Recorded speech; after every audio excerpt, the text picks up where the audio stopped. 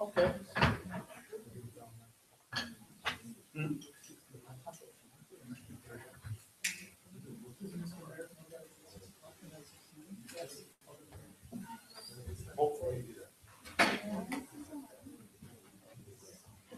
We are live.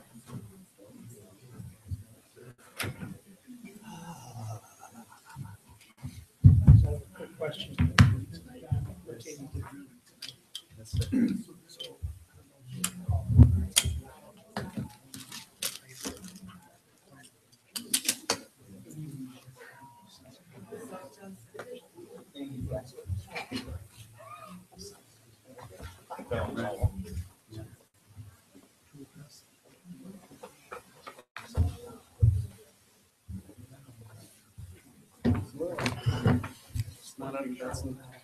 No.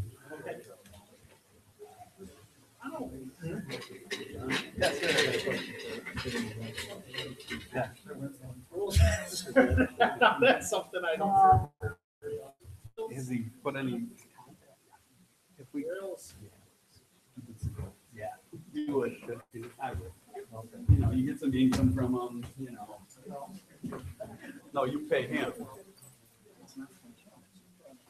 Oh, yeah. In your world, everything went up well in Florida for you? Well, then it's not a. Then it's probably not. I was going to say I didn't think he owned it. I thought his brother owned it.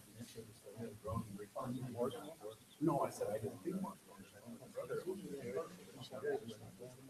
it. No, Morgan owns the barn. And the lot, you know, but I don't know enough facts. I mean,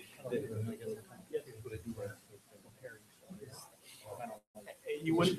We always say, you wouldn't want the, is that a good thing for me to do? No.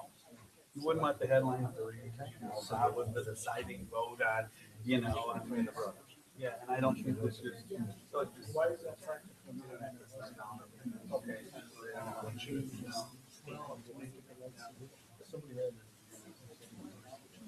But it's not your project.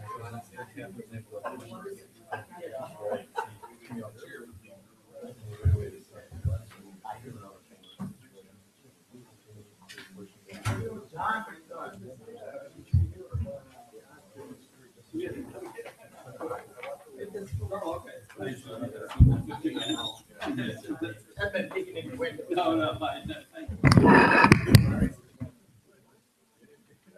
Morgan.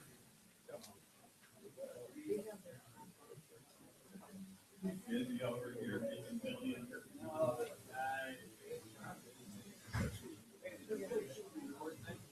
They did, yeah, very good, yeah.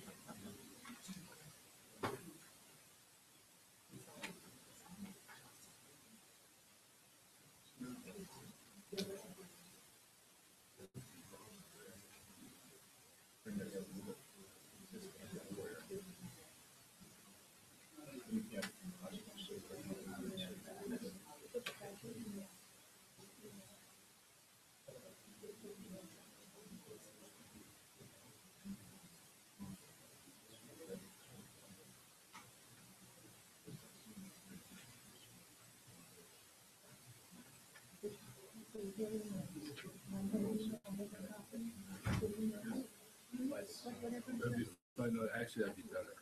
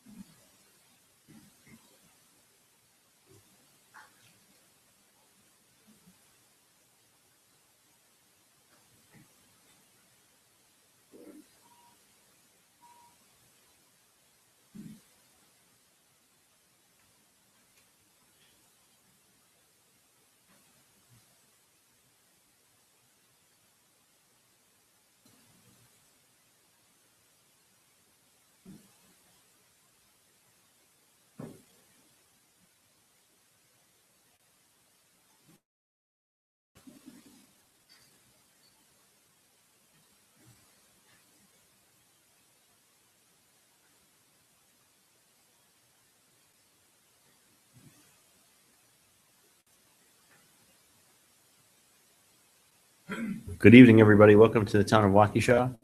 Joint public hearing with the Town of Waukesha Board and Plan Commission. Meeting of the Town Plan Commission and Town Board immediately to follow. On September 14, 2017, beginning at 6:01 p.m. I'd like to call the meeting to order and begin with the Pledge of Allegiance. Flag of the United States of America and to the republic for which it stands, one nation, under God, indivisible, with liberty and justice for all. And Madam Clerk, could you call the roll? Commissioner White? Here. Here. Commissioner Miller? Here. Supervisor Durr? Here. Supervisor Fisher? Here. Supervisor Wolf? Here. Supervisor Radke? Here. Chairman Merrick? Present. And Madam Clerk, have we met the requirements of the Opens Meeting Law? Yes, we have. And we can begin then with the public hearing. Notice is hereby given that a joint public hearing involving the Town of Waukesha Plan Commission and Town of Waukesha Board will be held on Thursday, September 14, 2017, beginning at 6 p.m. at the Waukesha Town Hall located at West 250 South 3567 Center Road, Waukesha, Wisconsin, to hear proposed conditional use amendment request for Morgan Butler III. Location, the tax keys are WAKT 13529960006. Land is located on Milky Way Road, specifically to allow an existing barn and shed used concurrently for storage of agricultural equipment on a 1-acre residential lot. All interested parties will be given an opportunity to be heard. And we can open a public hearing, and let's begin with Planner Ray Barczyk. Thank you, Mr. Chairman. You have two items on your agenda under 5A and 5B. It's the conditional use for Mr. Butler and then the certified survey map for Mr. Butler. The public hearing is for the conditional use portion of it, but I'll kind of go through my staff report. They're somewhat intertwined. What Mr. Butler is wanting to do is he's wanting to subdivide his 2-acre parcel into two R1 single-family residential lots. So each lot would be 1 acre. In doing so, there is an existing barn, animal shelter, and silo that all date around 1800s that would be on the northern lot, lot 1 of the CSM. These structures are existing legal nonconforming structures on the property because they predate any county or town zoning ordinances. In order for those structures to remain on Lot 1 without a principal residence, it's been staff's recommendation that we have the applicant apply for a legal nonconforming conditional use status so that they can remain. If the Plan Commission so chooses to approve that, the property owner then would have the ability to either continue using the barn as is, as he's using it today, or sometime in the future, if he sold the lot, it could potentially be converted into a single-family residence.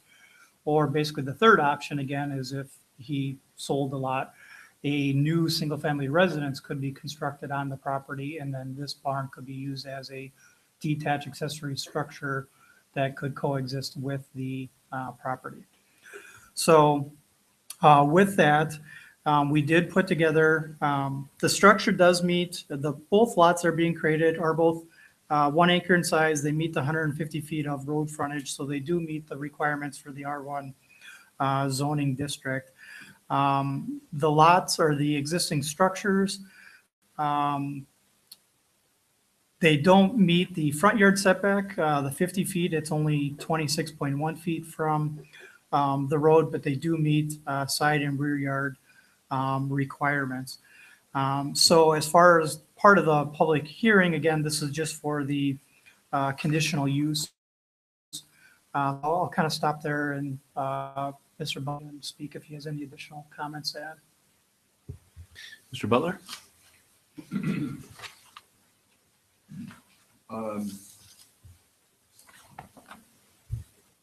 the immediate future, I don't anticipate any changes in use, or I think I can anticipate some repairs to the structure itself.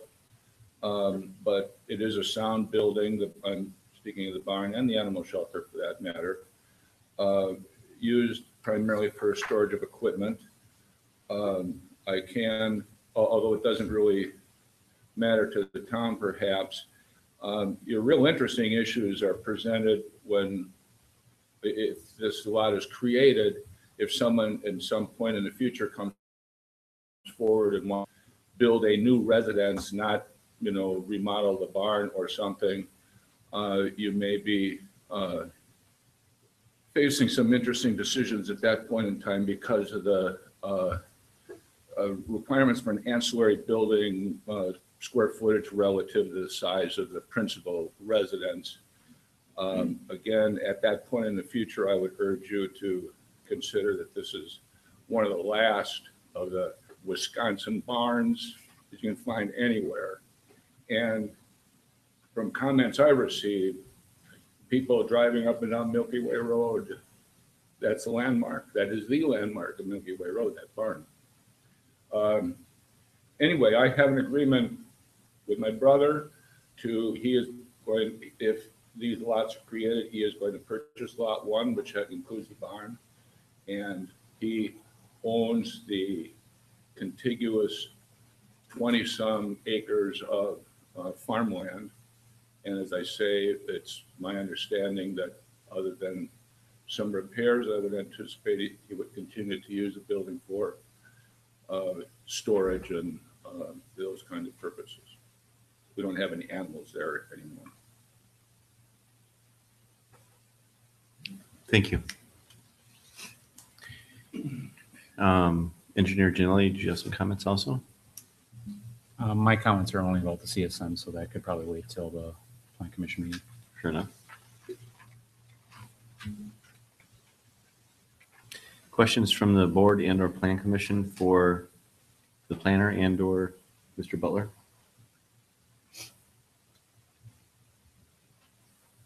Mr. Butler, do you have any impression? I think that's the first we heard tonight is that he was buying lot one. I thought when you came conceptually, and that's not a problem, of course, but I thought when conceptually you were doing this because lot two was going to be sold, but you're selling lot one? Did I hear correctly? I'm planning to move out of state and I'm planning on selling both. Fortunately, my brother wants to buy a barn, which has been in my family for 60 years. Yeah. Is there any, and this is the right way to do it, and we appreciate you going through these steps. And I just wondered though, at some point, does he think, or do you think that he might merge the 1 acre with the 20 acres? That would make the barn probably more legal instead of legal non-conforming, right, Jamie? You'd have to address that question. Would it change? Would he need to see you if he merged it? I mean, you got to go through these steps because you'd be de facto creating the 1 acre lot, and that wouldn't be a good way to do it. So you're doing everything right. Don't get me wrong. I'm just wondering if to clean it up, it would make more sense to at some point attach it. We would still have to address the zoning. I mean, if it was attached to the 20 acres and then zone accordingly to allow for the structure to be used for agricultural purposes, I think going this route, it gives a little bit more flexibility that if the brother then, for whatever reason, wants to on it or sell it himself, it could be used for more than just agricultural purposes. It could be used for residential purposes.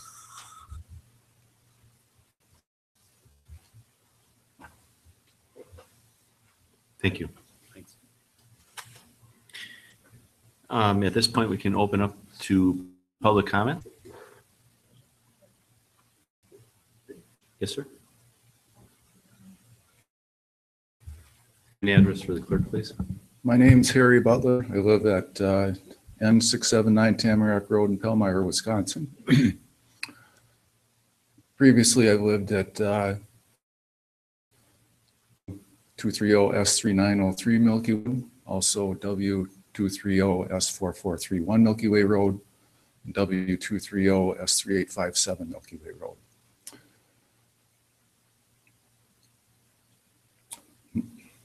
I've lived on Milky Way since I was born, and I feel that the barn is an integral part of Milky Way Road. It's been on the roads in the middle of the 1800s, owned by the Baumgartners, and eventually in 1950 purchased by my mother. I'd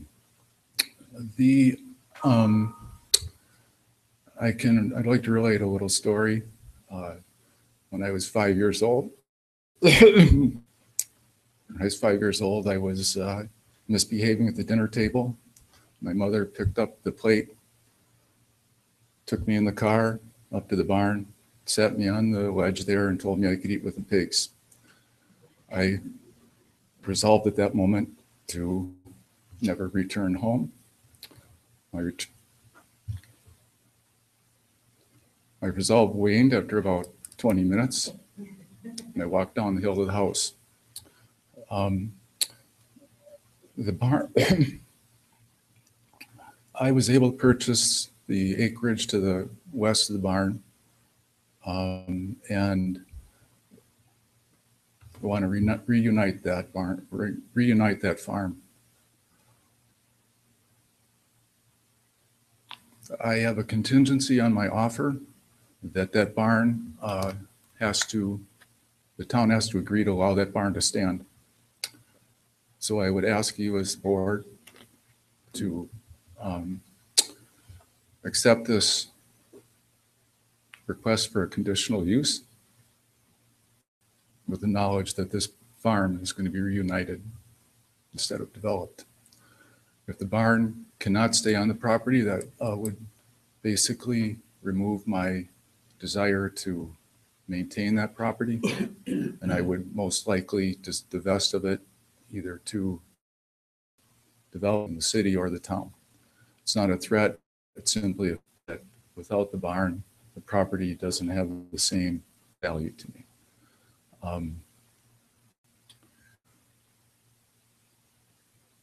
So I would request that you go ahead and accept this request to provide that conditional use and allow the barn to stay on that property. Thank you. Thank you. Anybody else?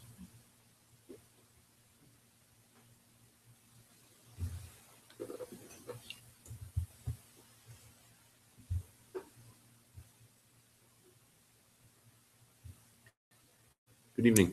Hello, my name is Stacy Blank. I live at West 229 South 3876 Milky Way Road. My house is directly across the street to the east of the lovely barn that we've been talking about, and it is a beautiful barn. I am also very much in support of keeping the barn. I agree with what's been said here that it's beautiful. It's a landmark. I'm in support of keeping it. But I also wonder that if it is kept, that if the lots are divided and a conditional use permit is granted, that there are some restrictions put in place to ensure, to think about the neighbors and public safety. I typed up a few things here, but let's see if I can get them. Get my document back up here.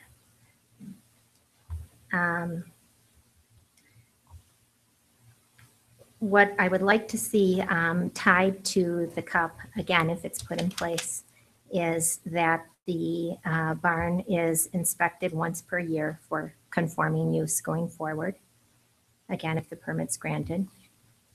I'd also like a restriction placed on the deed indicating that the structure is not to be inhabited, that someone, is not living there, either full-time, part-time, in any capacity.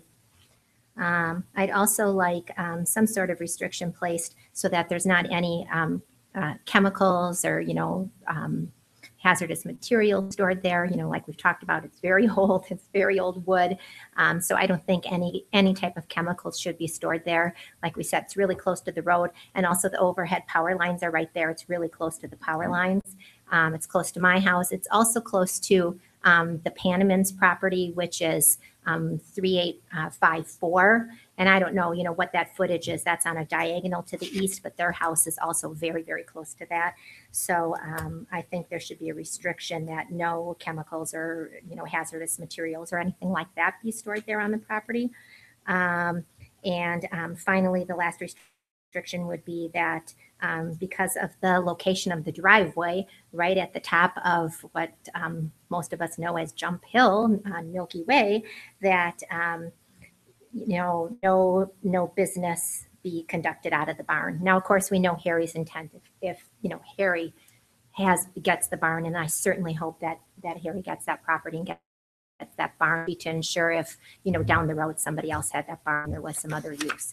So those were the things that my husband and I thought of. So just keeping in mind things for the neighbors and public safety in general. Those are conditions that I'd like to see put in place. Thank you. Thank you. Anybody else?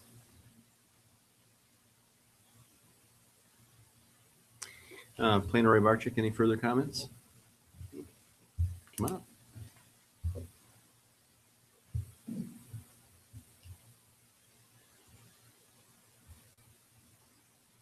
A little shorter than everyone else. Sandy Hom, West 230 South 3827 Milky Way Road. On my property, our property adjoins, I'm pretty sure, at least some of this acreage. It would be wonderful if Harry were able to take the barn and refurbish it, use it for agricultural purposes. I think it's actually, most of the land is currently farmed by the Stigler family. I've known these gentlemen my entire life, and My kids played in that barn for many, many, many years. And it does have a lot of strong points. I'm a little confused. The last time I got a certified letter in a situation like this, it was on the north side of the driveway, and it involved their property and the steel shed that is too close to the road and maybe too close to a lot of things. And from what I learned recently, and I could be mistaken, got this from the clerk's office, is that the town put in place some form of, that the Tom Kelnick could keep it, or the first buyer could keep it, or someone could keep it for up to 10 years, or until it was sold, whichever came first, at which time it would have to be torn down. And I would like to make sure that a condition like that not be placed on Harry, so that 10 years hence, he's not forced, after having worked on the barn and taken advantage of all the opportunities there, find that he has to take the barn down. So I don't know that precedent matters at all, but I bring it up and encourage you not to include that kind of condition in this case. Thank you very much. Thank you. Anybody else? And Planner Ray Barshi, did you have any further comments? No, I think the comments that were just provided, we can talk about when we get to the action item, because I think they're policy discussion or policy decisions, whether we want to add them as conditions or not.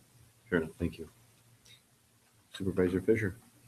Yeah, I've got one question I think is appropriate for a public hearing, and one that may be more appropriate for the discussion, the certified survey map, but just for Planner Rebarczyk, just a clarification, your staff review in the background, you indicate at number 6 that the existing zoning is R1 single family residence district. And if I'm not mistaken, I think that's an acre minimum, correct? 43,560. And then just explain, if you would, under 8, the reference to future land use, low density residential from 20,000 square feet to 1 acre. Is that a land use plan, or what is the source of that information? That is the future land use plan, and within that land use plan designation, you may have multiple zoning categories that could range between 20,000 square feet to 1 acre. So Okay. R3, R2, or R1 could all be found within the low density residential land use plan designation. Thank you. Any other questions? Then we can close the public hearing and move on to the Plan Commission. Starting with approval of, it'd be appropriate for the board members to grab a seat. No problem.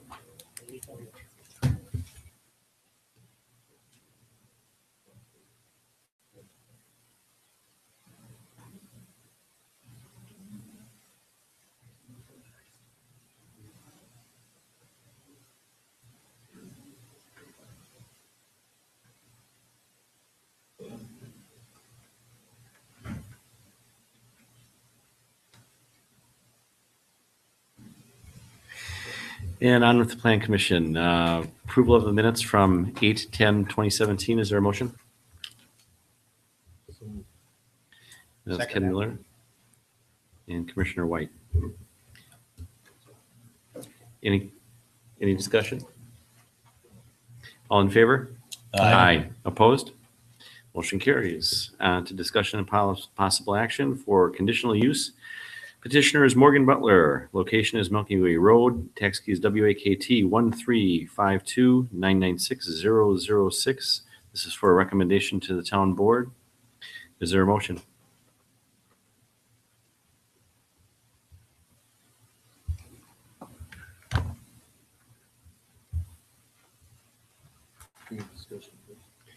Appropriately, we could have a motion and a second. I will- For discussion. I will move to recommend approval of the conditional use. And a second. I second it. And discussion. The motion then include the fact that the lot lines would disappear to the west? You're talking about if the lots are combined. Right. It would not, because that would be a subsequent action. So do we want to put some contingencies in here to make that happen or not? Counselor, are we even able to do that? Well, as a part of the conditional use, you can. You can say that it has to be merged with the other parcel.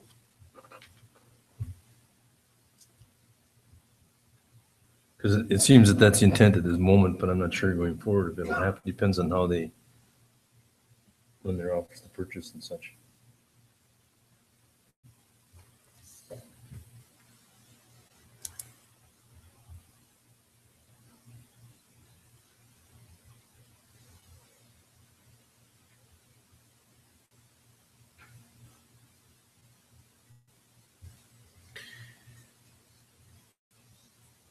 I guess it would depend on if Supervisor Fisher and Commissioner White would add that as a friendly amendment if everybody was.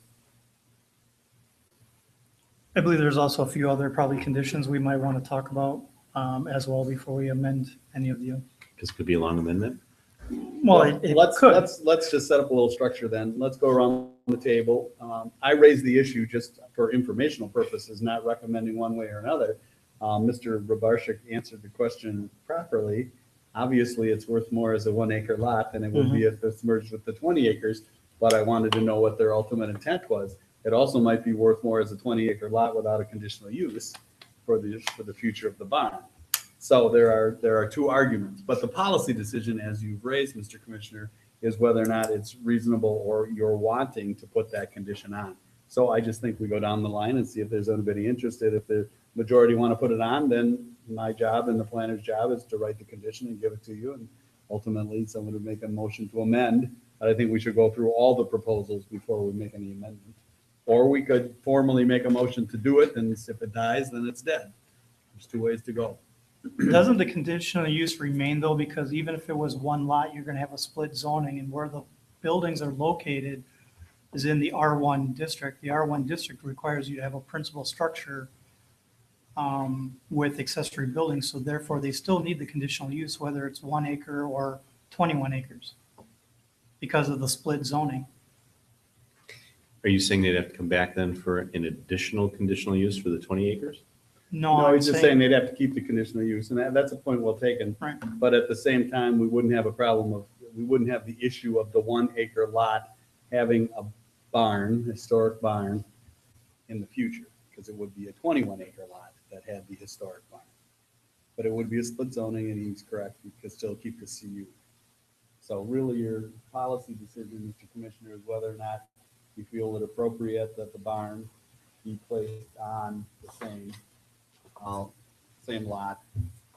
Sorry, Kathy. On the same lot as the farmland. And there's no right or wrong, it's just how important it is to you and whether it's significant to you. It just seems as though, from what I just heard, that they want the barn. The neighbors, everybody seemingly wants the barn, including me, I guess I could say.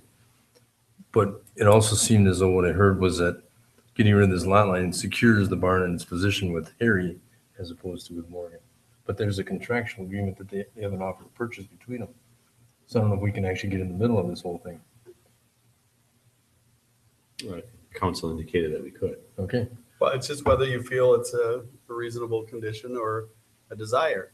Let's just go back historically. At the conceptual, we were given a great deal of history by Mr. Butler appropriately that it was agreed to allow the 2 acre lot to maintain the barn. Okay, so we have an existing legal non-conforming situation with a 2 acre lot that has the barn and the animal building and the silo, correct? I mean, we all know that. And he wants to split that into 2 1 acre lots. Okay. And that's why we're here.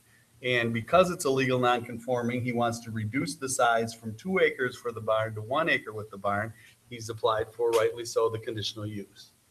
And it's only because we're reducing it from 2 acres to 1 acre that the conditional use is involved here at all. It's merely coincidental, and it only came up as part of the public hearing because Mr. Butler made the point that his brother was buying it. We might have recommended this earlier or done something different had we known that, but it's immaterial. They have the right to ask for the, in the 1 acre zoning, to reduce the 2 acre parcel to 1 acre on each lot. So I want to make sure we understand the history. We already have the legal non-conforming situation. We have the barn with no principal structure on a 2 acre parcel. That's all been decided. Mr. Butler gave us all the history on that. We're not here to redo that tonight. Okay, does that make sense? All we're doing is giving him the right to reduce it to 1 acre that has the barn instead of 2 acres. Is there a question, Mr. White?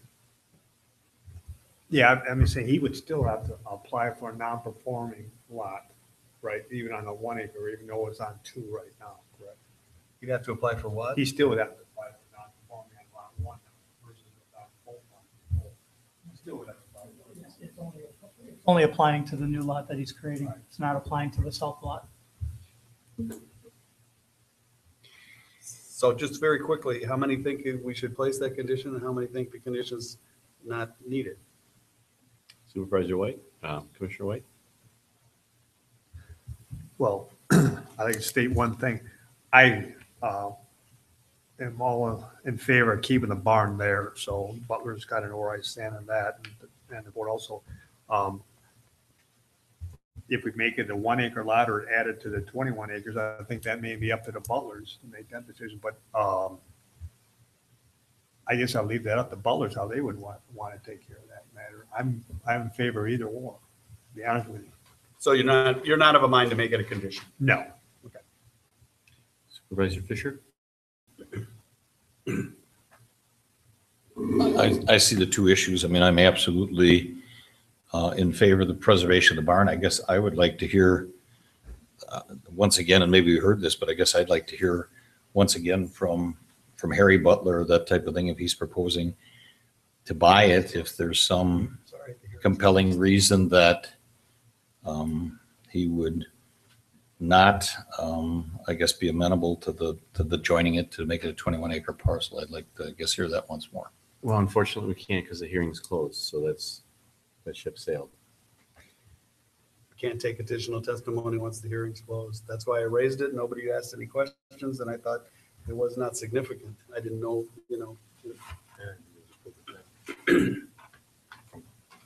So back to the original question. Thank you. Okay. Well, you think we'll move on to Commissioner Miller.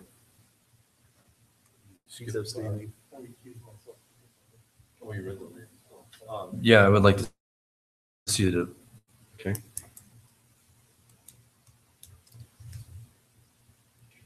And for my purpose, for myself, I'm with Commissioner White. I don't see the necessity of it. I think it should be left up to the property owners. It's up to you. 1 acre parcel. 1 acre parcel is fine with me. Okay. So, Okay, I'm going to run through the other requests very quickly. Barn inspected once a year. There was a request by one of the residents to place a condition on that there be some type of inspection. And Mr. Waukesha and I would have to write that if you were of a mind to do so, but let's just run through and see if anybody thinks they want to place that on as a condition. I guess I'll answer that. I appreciate the lady that spoke for that, but I mean, the question that I would ask then is that going to be an expectation of every barn in the town of Waukesha? I don't think I can get behind that. How would this particular barn, why would it be appropriate or necessary to inspect this particular barn by the town once annually if we don't do the same thing with other barns in the town of Waukesha? Somebody'd have to explain that to me. Commissioner Miller? Ditto on Brian. And from my perspective, I don't know what we'd be inspecting it for, who would do the inspections, what is the remedy if there was to find something wrong, but what are we inspecting for?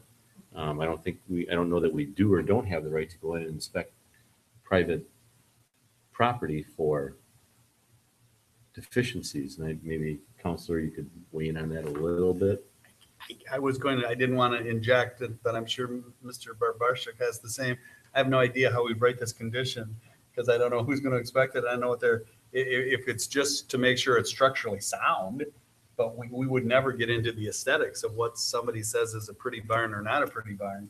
You know, some people would like the aged wood and don't want it painted, and others think a beautiful red paint job is what a barn, every barn should have. So the only thing we legally could recommend, I could legally recommend, is to check to see whether it's structurally sound. But, you know, I'm not recommending one way or another, but I do struggle with how we would write it. I don't know if Mr. Rabarchik has a thought. Well, no, I think the comment of precedent has raised, we don't require it of other residential accessory structures or agricultural accessory structures.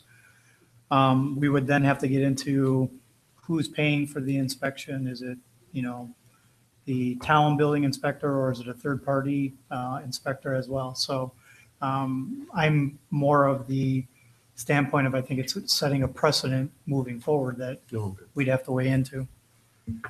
Mr. Chairman, if I could just make one other comment on the structurally sound part of it. Historically, in the state of Wisconsin, buildings that are used for agricultural purposes have been exempt from building codes and building inspections. That's simply a matter of fact.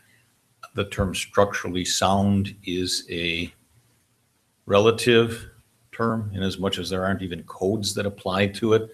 The reality of it is, beautiful though they may be, there's a lot of existing barns in Wisconsin and other places that if you were to analyze them in terms of a building code, the conclusion would come up is that they're not structurally sound. So I mean, we would typically, agricultural buildings, because they're exempt from it, we wouldn't even be doing plan inspections, doing inspections, issuing permits if they're built anew. So I don't think the town would have any business getting involved in that with an existing aged structure. And even if we were to think to do that, then are we assuming some liability for that? So I think it's hands off on that totally. Thank you. Commissioner White? I also can't support that. I think it's being used in an agricultural place. And I'm with the rest of the members here of who's going to inspect it and all that. So I'm not in favor. Okay. Then the next comment was a restriction on the deed, and The same cannot be lived in. Okay. That's the law. She's just asking that the notation be made. Obviously, I'm sure she meant lived in unless they bring it up to they change it into a residence and they bring it up to code. There's a condition in the proposed conditional use which is similar. I mean, it says it's limited to prohibit the housing, grazing of animals not otherwise permitted. You know, they need to obtain all permits. If you're of a mind to do it, we could easily insert that in, you know, there should no human occupancy of the building unless it's,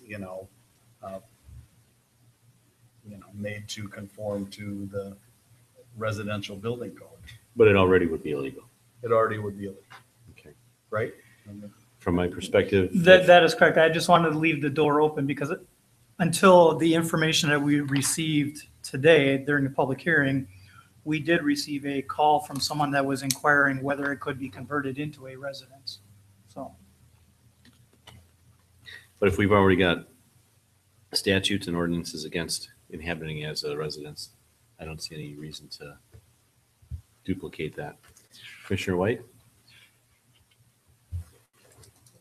Yeah, I agree. We got things in bylaws here that would bring back permits that would have to ride into that they could turn that in eventually into a home or not. So I'm not in favor. Commissioner Miller? What's the question again? I'm sorry. Whether or not that we would put a condition on, a restriction on the deed saying it couldn't be inhabited as a residence. And we're saying it's rather redundant. Is that what we're saying? That would be my position.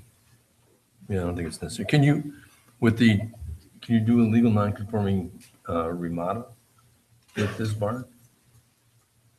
under our legal non-conforming section of our ordinance, they can maintain it and repair it so that it's structurally sound. If they want to do any additions or modifications to the barn, those new additions and modifications have to comply with all of the setbacks. So in this case, they may be able to expand on the side and the rear of the existing structure as long as they meet the 50-foot front yard setback, but they would not be able to do anything as far as new additions to the front of it because it's already encroaching within the 50-foot setback. I would just point to 6D. Yes. I don't think they can even change it to a residence without coming back and modifying this permit. I would concur. Because the current use is not residential at the moment, and no one's arguing that it is. So it's not to say you wouldn't approve it necessarily if they came in with the right plan. Question for Attorney Macy, and we toss the terms around them, particularly with regard to the setback. This is a legal non-conforming structure. Do you differentiate between that and a legal non-conforming use, even though it is zoned R1? Can those be two different things, legal non-conforming structure, legal non-conforming use, particularly if it entails a change of use when the structure is non-conforming with setback? The answer is absolutely. I mean, the legal non-conforming use and legal non-conforming structure are two totally separate things, and there's different laws. That's what Mr. Rabarchik was referring to. If the use was legal, if this was currently a house, instead of a barn, it would be legal, but it would still be a legal non-conforming structure because it doesn't meet setback. But it wouldn't need a conditional use because the use would be legal. You always distinguish use, structure, and lot size. Three different things. I don't think we got an answer from Commissioner Miller regarding a restriction on the deed regarding residential use. No, it's not necessary based on 6D. Thank you. Supervisor Fisher. Same answer. All right. On to restriction on the deed regarding storage of hazardous materials.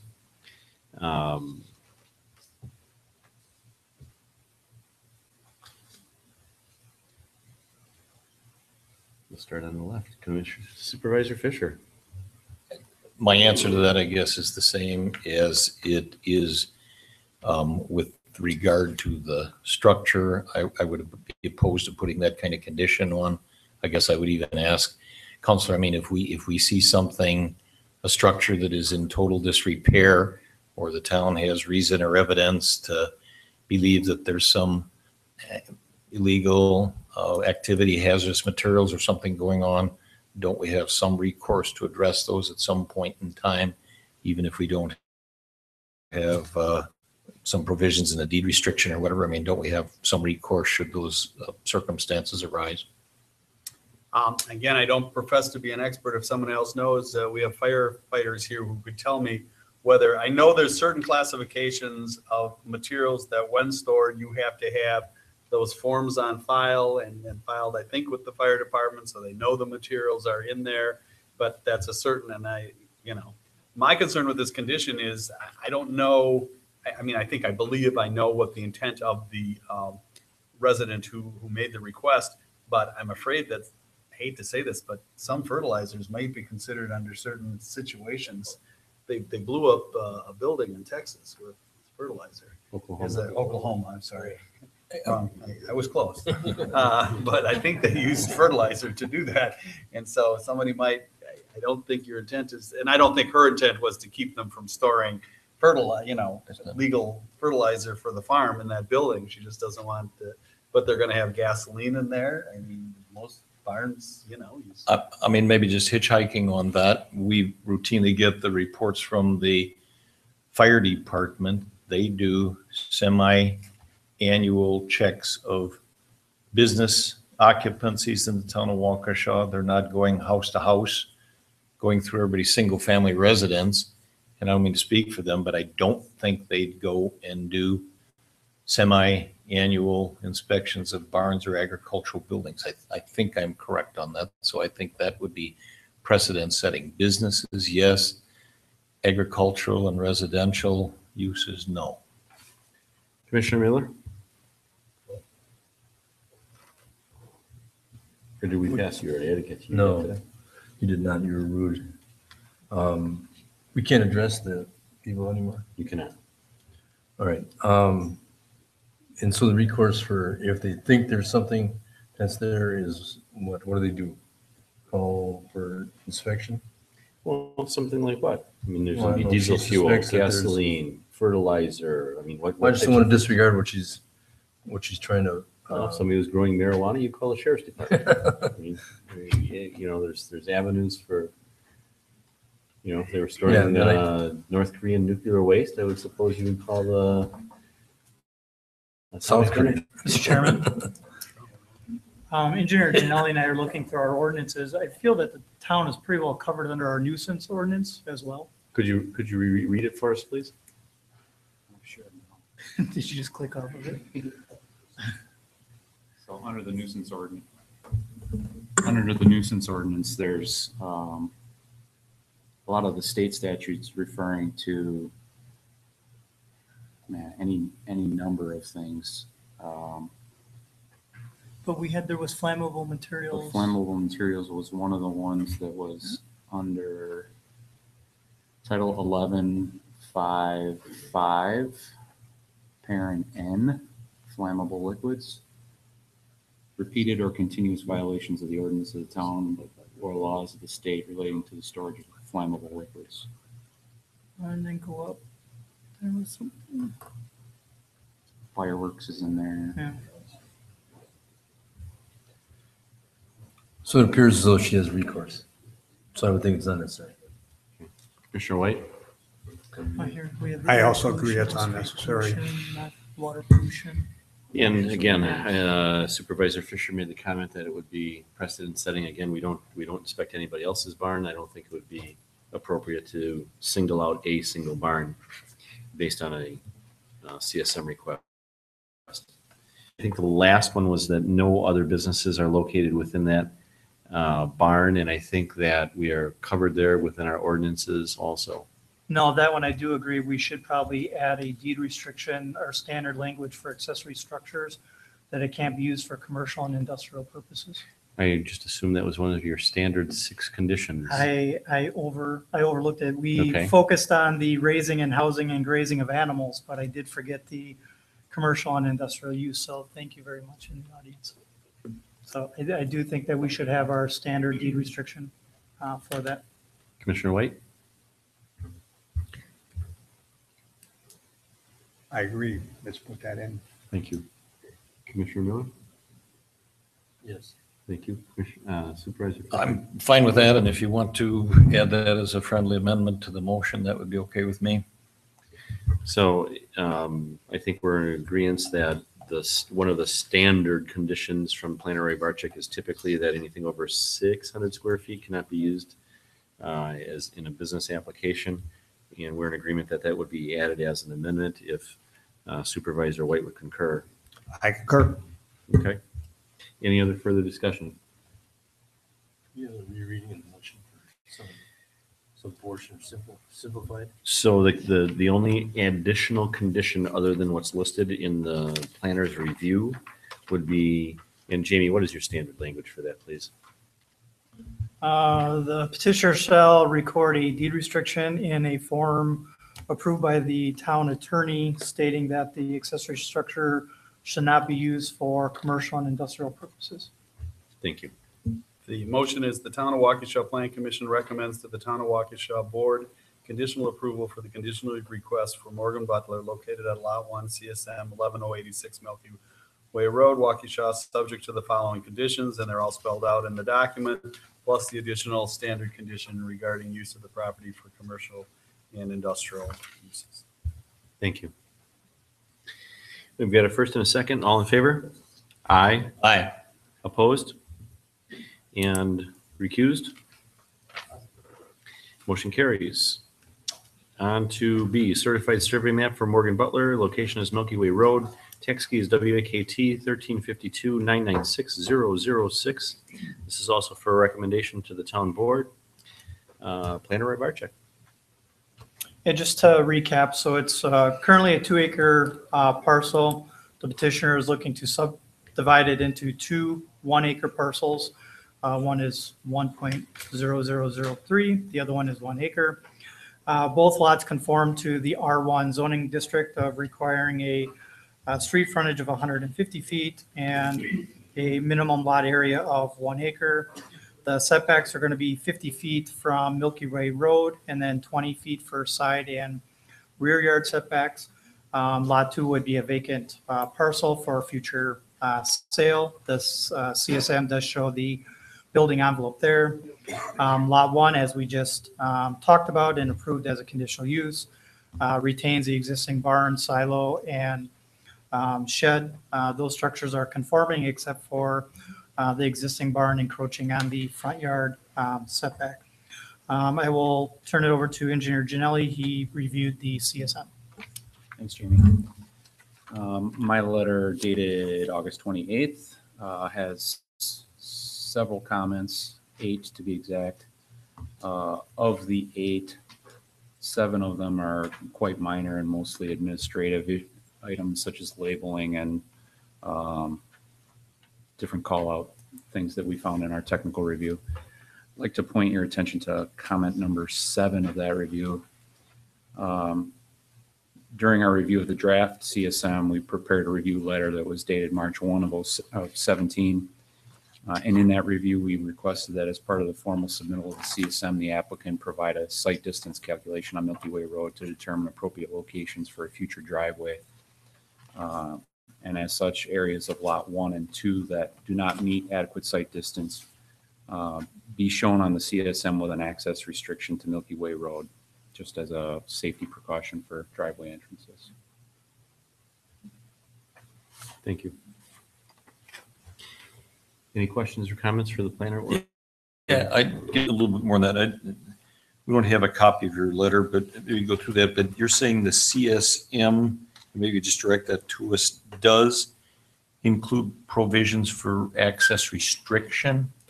Did I understand that correctly? It does not. Does not. What I'm asking for is for them to provide us with some calculations for site distance because of the crest of the hill there. I understand. So this is a request that goes back to The CSM, to the engineer or surveyor that prepared it, so that we can provide an access restriction on the lots where Understand it. site distance is not met. this issue came to the fore back in March or something, did you say? Yes, sir. And we have not yet a response to it, is that correct? That is correct. Okay, thank you. Come on up to the microphone, Mr. Butler.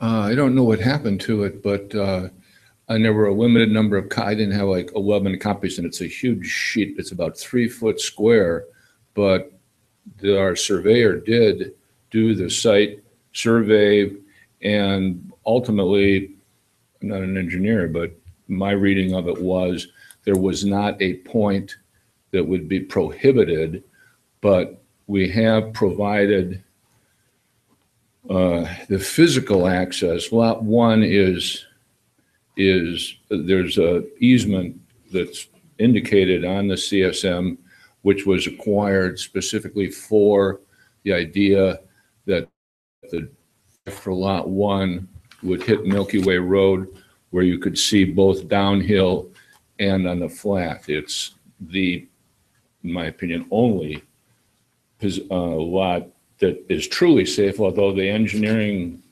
surveyor survey indicated anywhere would be okay. Likewise, things are approved and I get out there with a chainsaw, the place that we would put the access to Milky Way Road for lot 2 would be snugged right up against the multiple easement, 66 feet on the southern borderline. And that would, again, the engineer or the surveyor indicates that the sight line is, that's one of the best spots. And there's no problem. And it's actually further away from the crest of the hill than like the Blanks driveway across the street. So that's floating around somewhere. I have one more copy. It's a giant sheet of paper. But it was submitted by mail, I think. I'll get a copy to you. It's a giant thing. I don't have the ability to copy it. It's a big drawing. But one of the conditions is to satisfy his conditions, so, yes, you can, the question I was asked by the chairman is whether you could approve it tonight, subject to satisfying the engineer's conditions, and that is the staff recommendation. Thank you.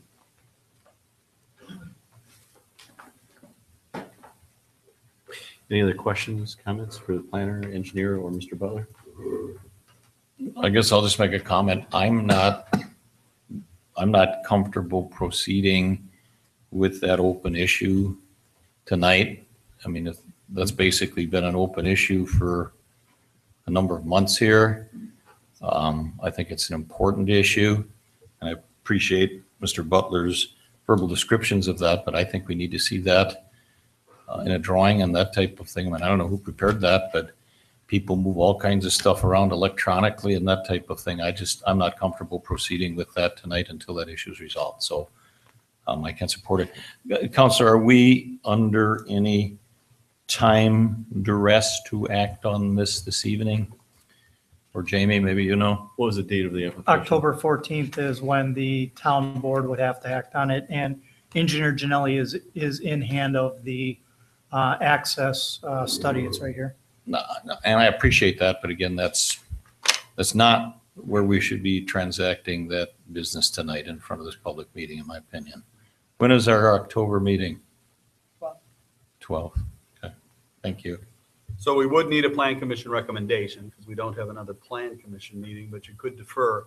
I was prepared for that potentiality, and I would just tell you that if they can't satisfy it, it would have to come back. Don't we have a plan commission meeting on October 12th? Oh, I'm sorry. So we could deal with it at that point in time. I thought you said when's the next town board? And I don't mean to Okay. speak for others, but I would be more comfortable with that to give him an opportunity to review it. I think it's an important issue. And maybe we should fill in some missing information here. You can't create new lots on easements. And that's why we know Mr. Butler knows that the safest spot is off of his lot to get to this lot. We have to have proof that each of the new two lots has a legal access to the property, because they may still sell his homestead parcel with that easement on it to address his brother's potential concerns for ingress and egress, but that's a private matter. We just don't create new lots on easements, and that's why I believe the engineer asked for this documentation. But I agree, we shouldn't be doing that at a meeting. None of us staff should be doing that at the meeting.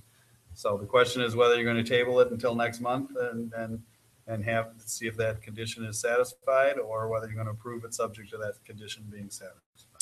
Supervisor Fisher, do you want to turn that into a motion? Well, I will, but I guess before I would do that, I'd like to know if there are any other open issues that need to be discussed. I mean, I think we ought to get everything out there. And if we're there, that's fine.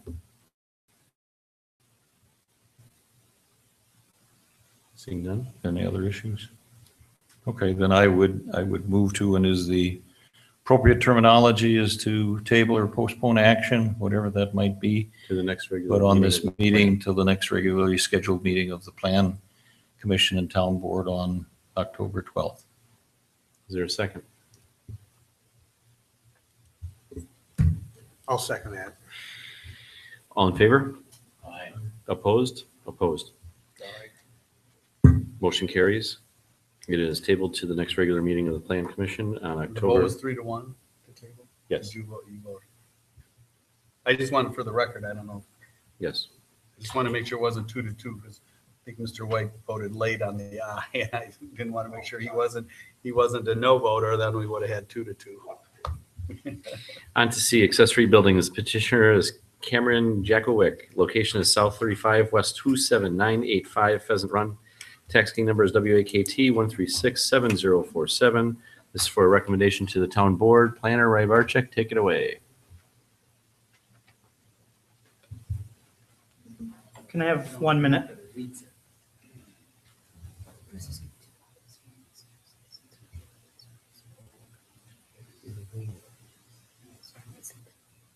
Oh,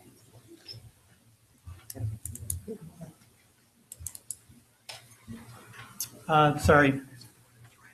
The petitioner is requesting to construct a 24-foot by 30-foot accessory building on the subject property.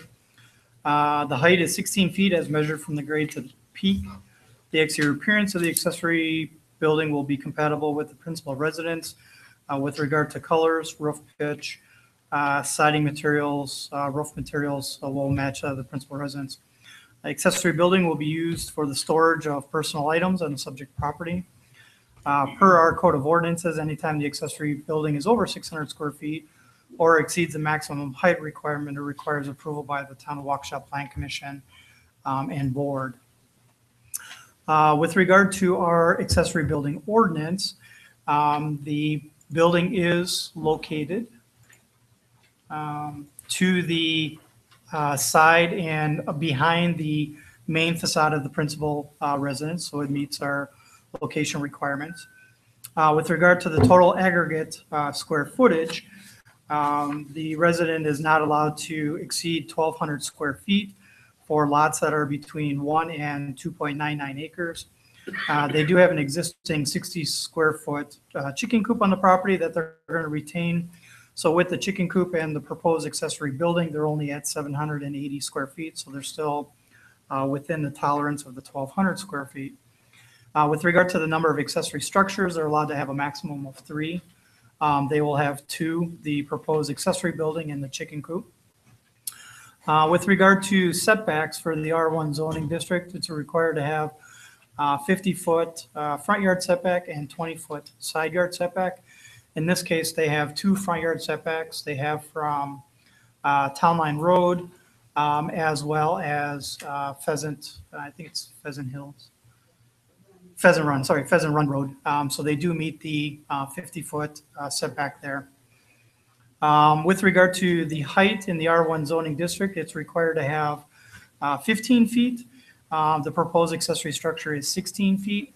However, he has set it back an additional 2 feet from the side lot lines in order to go the additional feet in height, which is allowed under our height restriction. So with that, if the Plan Commission so chooses tonight, I did put together a recommendation for approval subject to our standard 8 conditions.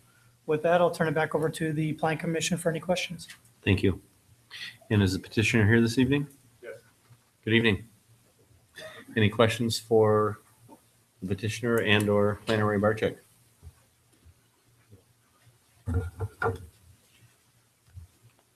Seeing none, is there a motion?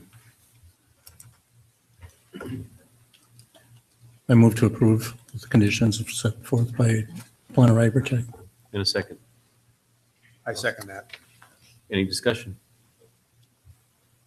All in favor? Aye. Opposed? Motion carries.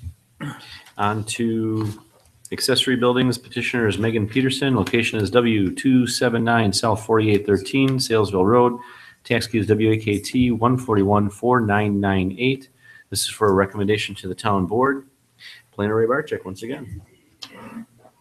The petitioner is requesting to construct a 24-foot by 50-foot, 56-foot accessory building, so 1,344 square feet. The height of the accessory building will be 15 feet as measured from grade to peak. The proposed structure is a pole barn, and the petitioner stated that the siding color will match the principal residence siding once the siding on the residence is replaced next year. The accessory building will be used as a workshop and storage for personal items on the subject property. As I had mentioned, anytime the accessory building is over 600 square feet or greater than the maximum height allowed, it requires Plan Commission and Board approval. With regard to our conditions for accessory building, it meets the location condition. It meets the aggregate total floor area for the property. They meet the number of accessory structures they're allowed to have on the property. The property owner is meeting the appropriate setbacks for the RE Single Family Residence Estate District. And they meet the height requirement for the district. The one thing that I did point out, though, is that this one is a little bit atypical, where they're choosing the exterior siding of the accessory building to match what the principal residence is going to be next year when they reside the principal residence. So for the plan commission and the board tonight, you're going to have to make a determination whether that's going to meet the compatibility, and are there any other conditions of approval you may want to add in order to make sure the petitioner follows through with the future re-siding of the principal residence, so that the principal residence and the accessory building will be compatible in the near future.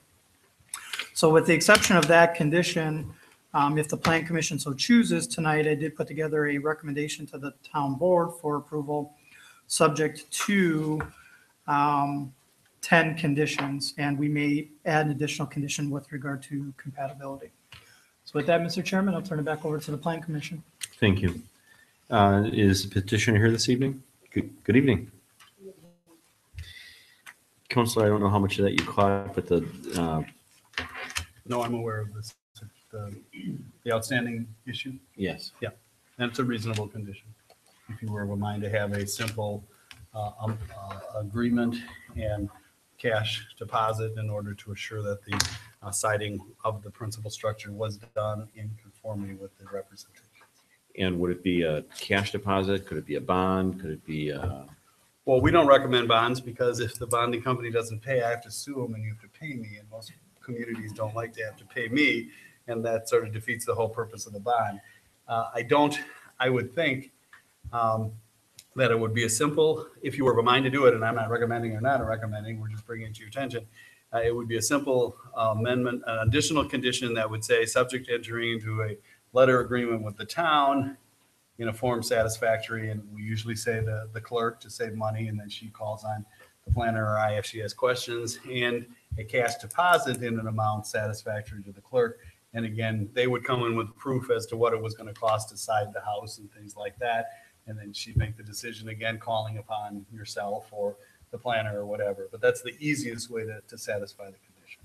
could it be a letter of credit so as to not produce an undue burden of having the petitioner's cash tied up in our hands for a year or whatever the period of time is? It certainly is, but my understanding is with the banks right now, the letter of credit costs as much as the cash. You got to have the cash to get a letter of credit. Okay. Maybe you don't, but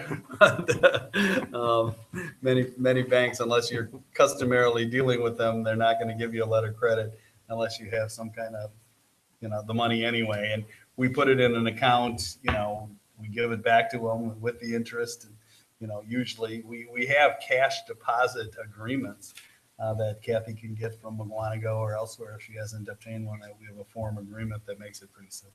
Fair enough. Do you have at this point estimates of what it would cost to side your home? Yeah, we have gotten an estimate on that.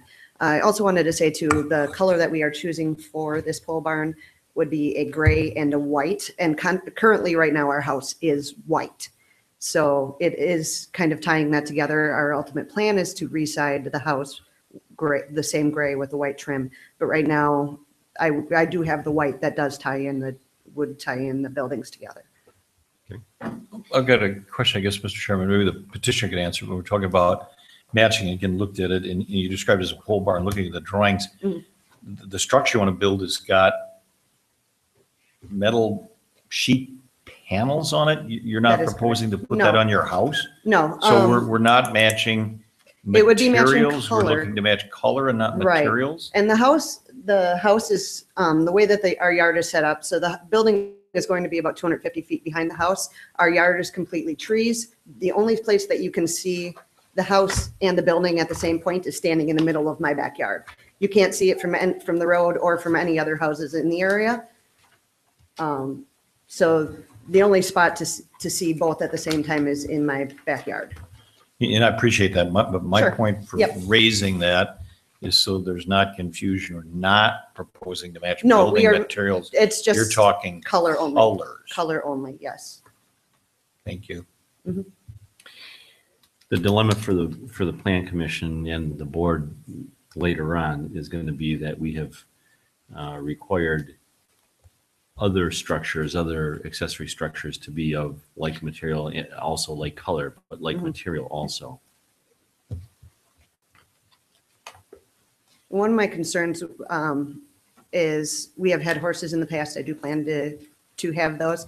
If we were to side in similar material to the house, horses I've had in the past are siding eaters and will damage the siding if they are up against the building.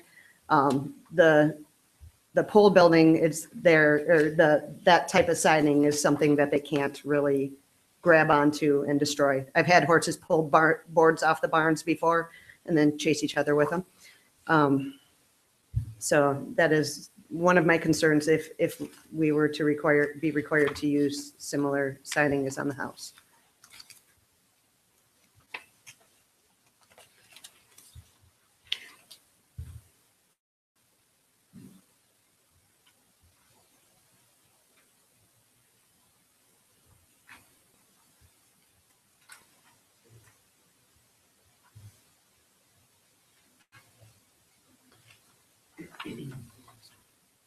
Planner Ivarczyk, is there anything,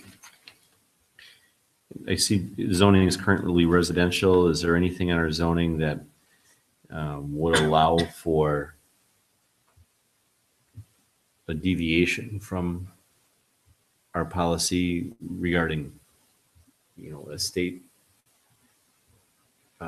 zoning or something like that that would allow for that? Unfortunately, no. And about 2 or 3 months ago, the Town Plan Commission Board made the policy where we required the gentleman in the R1 district to modify his building from the Morton building to stick wood construction in order to meet the compatibility.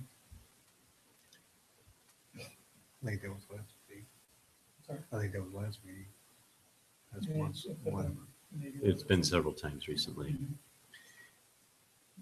Mr. Chairman. The application doesn't say anything about a livestock building, horse building or anything. It says building Right. to be used for storage and workshop. That is what our current plan is for the building. I'm looking like for when my kids are older, and I would like to get back into the horses after they're not taking all my time anymore. Yes, thank you. That does change your setbacks though, and because you and I Okay. didn't have a planner appointment, I Okay. wasn't privy to that Okay, information, so that does greatly change the requirements of the setbacks that you're required to Okay. have. And then we also probably have to look at our livestock ordinance to see how many you're allowed to have on your acreage. So right. I was not aware of that either. So that's why it was not part of the staff report. Sorry about.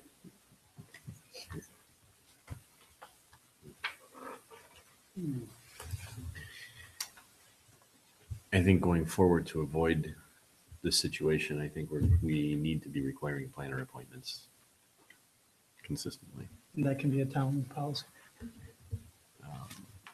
Otherwise, we end up with, And this could be, I mean, if that's going to be an issue, I can not use that for, well, the bigger issue is the material that's being used. Correct. Understood. And since we've set a precedent here, forcing other residents to do the same thing with materials and colors that match the existing principal structure, it would be difficult for the Town Plan Commission and the board to allow something that doesn't match to move forward. mhm.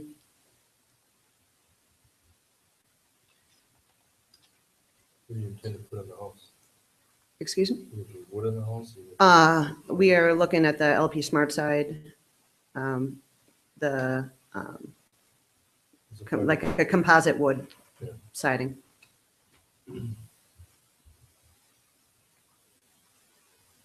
Supervisor Fisher? I was gonna say, I think the issue that we have to address on this, this kind of building and stuff would be common in agricultural district or that type of thing. Your zoning Right. is RE single family residential estate district. And that's the question I think we've got to, And we are completely surrounded by agricultural. I understand. Yep. But that's the issue I think we've got to grapple with.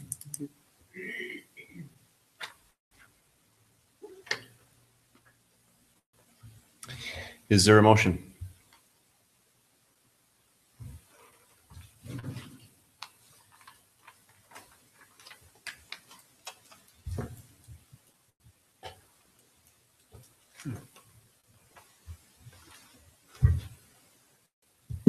I guess I'll be the bad guy. I mean, we haven't done it in the past. I guess I want to make a motion, but I'll give my opinion. I guess we haven't in the past let anything go through unless it was matching your house. So I guess that's where I'm coming from. Like this, I don't know what anybody else has to say. You're going to turn that into a motion. I can turn that into a motion. What's that? I'll turn that into a motion. And the motion is? I deny it unless we would get applicable to match the house, whatever you guys eventually put on your home. Well, the motion would be for denial unless, and it would have to come back with Just make it denial for the reason that it isn't compatible. compatible. Fair enough. Is there a second? I'll second that. Any further discussion? All in favor? Aye. Aye. Opposed? Motion carries. I would get with the planner and chat with him and figure out what needs to be done in order to make it so that next time that you come back here that we can get you approved. Thanks. On to E, site plan of operation for Robert Sperator, emergency lighting electronics. Location is South 40 West 24210 Rockwood Way. Tax key number is WAKT 138-1999014. This is for a recommendation to the town board. Planner Rybarczyk. Thank you, Mr. Chairman. Petitioner is requesting approval of a site plan and plan of operation to relocate a business into the existing northern building, Building B on the subject property. The business emergency lighting and electronics installs electric equipment into police vehicles, fire trucks, and ambulances, and most operations are conducted indoors. The former use of Building B was an auto repair business. There are two buildings on the lot. D&G Electric currently operates out of the southern building, Building A on the site. The lot was previously owned by FFH Ventures LLC, which was affiliated with D&G Electric. D&G Electric will continue to operate in Building A through a lease. So emergency lighting and electronics is actually buying the property in both buildings. They're going to operate as the owner operator in Building B, and they're going to allow D&G Electric to continue operating in Building A as a tenant. As far as plan of operation, hours of operation will be 8:30 a.m. to 5 p.m. Monday through Friday, with a maximum of 9 employees. Company vehicles will be kept on site will include 2 pickup trucks and 2 enclosed trailers. Applicant states a maximum of 15 employees, but the petitioner has stated in follow-up correspondence that a maximum is 9 employees. Up to 2 new vehicles for equipment installs will be parked to the west of the building, but will not be visible from the street due to the location of the existing buildings. With regard to the site plan, the applicant notes that the construction will be done in one phase, September to November, and it's only interior renovations that they're doing to Building B. In addition, the parking area to the west of the building will include a chain link fence with gates for security of customer vehicles. With regard to parking, D&G Electric requires 3 parking spaces. The emergency lighting and electronics, they require 9 parking stalls for their employees, and then 2 spaces for the 650 square feet of office space, and then parking for the 20 customer vehicles.